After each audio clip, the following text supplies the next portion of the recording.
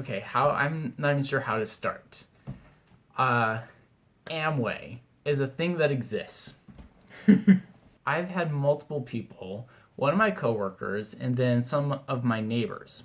I overheard my coworker talking to another one of my coworkers about how this young couple, I don't know how old they are, but it's important to the story that they're young, like in their 20s or 30s, walked away from their job because they'd gotten involved in this amazing company that made them rich. And then my neighbors, I ran into them down at my mailbox, and they told me like the same story about this young couple that walked away from their job because they were wealthy and they got involved with, I guess, Amway. And it was interesting because I'm like, whoa, that's like multiple people where I've heard the same exact story from. And I'm like, who is this, miracle couple that was able to do this? It sounded strange. I don't know. Something about it was just off. I don't know what it was, but I was like, this is weird. And not in a good way. Not like Lady Gaga. So I started researching Amway, and let me tell you something. It was fascinating. In a bad way. It was fascinating. You guys are probably aware at this point in human existence of what a multi-level marketing thing is. It's called an MLM for short. That's what Amway is. I think they use a different term for it. They have different lingo, and I don't remember what it is, but an MLM. And people can, I guess, pay to become a distributor for their products. People become distributors for this company, but people can shop Amway online and they don't need the distributors at all to buy the products. And so I'm like, why would anyone go through a distributor? That's just an extra step, It'd just be easier to go online, order what I want, and then have it shipped to me. Just like you do in Amazon and Walmart and eBay and stuff.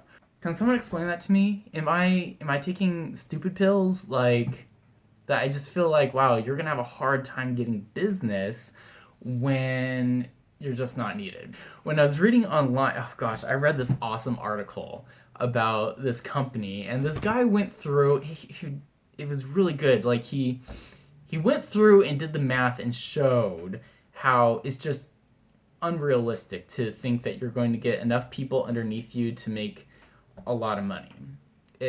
I'm not a mathematician, but he laid it out very well and it made sense. I'm not going to recite it on here because I didn't memorize it, but it was excellent. So, if I remember, I'll try to include a link to it. It's an old blog. I think it was written a long time ago, but I'm pretty sure it's still applicable. Applicable. I said that wrong. So anyway, they have these seminars and these books and all these different materials to help you become a better distributor or leader or whatever. And it's a lot of inspirational stuff, like Rich Dad, Poor Dad kind of stuff. And I'm like, whoever is making that material, because the distributors need to buy tickets to the seminars and buy the materials if they want to have it. I'm like, whoever's supplying that, whoever's making the books and everything, they're making money. Okay? Like, if you can write inspirational books, basically selling hope to people, you can make some good money. Let me tell you what. One of the brilliant things that they do is they put a strong emphasis on not quitting. Now, don't get me wrong, I think there's a lot of value in doing things that are hard and doing things that you don't necessarily want to do or that are challenging. And a lot of times you should stick it out to the end and make an accomplishment. However, that's not always the case. And there's been multiple times in my life where I had a good reason to quit something. Quitting is not always bad. And I feel like people are worried that if they quit this company that they will never achieve their dreams, that they're quitting on their dreams, and that they're giving up on themselves and their hopes and all that. I think that's erroneous. If anything, I think that this is probably standing in the way of their dreams and aspirations. Something that a lot of these distributors do and it doesn't make sense to me, is they buy products from their own store and somehow think that they're making money. Now, I know that they can buy stuff and they get credit somehow, but what it basically comes down to, my understanding of it, is they buy products at a discounted price. Still losing money, though. You're not making money. You're losing money. After all the savings and everything, you're still out more money than you got in. That's my understanding of it. Or another thing they'll do is, instead of grocery shopping at like Walmart or something where the prices are better, they'll buy stuff from Amway from their own store. And I'm like, you're still losing money. Like you would be financially better off if you went to Walmart or something and not shopping from Amway.